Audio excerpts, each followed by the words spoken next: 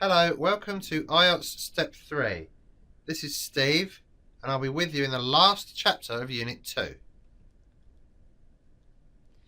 In the first lesson of Chapter 3, we'll be discussing common topics you may encounter in Part 2 of the speaking test. Activities and routines.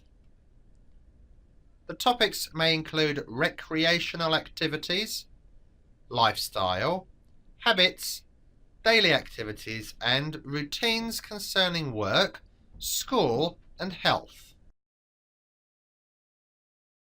The subtopics that usually appear require you to talk about how the activities are done, the people who are involved in said activities, how you feel about doing certain activities, and why you like or dislike doing certain things. As you already know, it's recommended to cover all the points in the cue card question for organisation purposes. Connecting these points requires transitional words to show the relationship of your ideas. The accurate use of transitional words or cohesive devices is also under the criterion fluency and coherence, thus is a key skill to be learned in this lesson. Cohesive devices are words or phrases that link ideas to help you to be understood when providing numerous details. These words or phrases are used differently, but some may have the same meaning. You'll gain points in both vocabulary and coherence by using transition words when needed. In Part 2, cohesive devices are usually used to add information, contrast ideas, and give reasons and examples.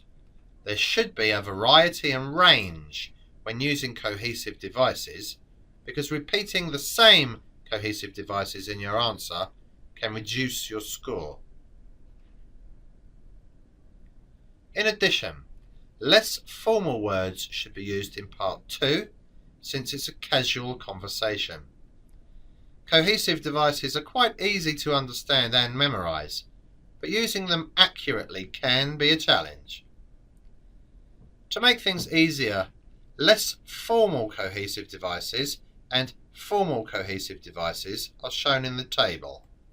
Less formal cohesive devices are used in Part 1 and Part 2 of the test, and formal words should only be used in Part 3.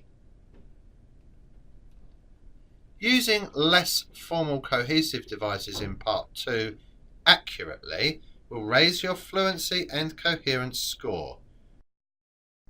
On the other hand, using too many formal words to answer cue card questions will give an impression that you have memorized phrases and words, and that you're not exposed to normal English conversations.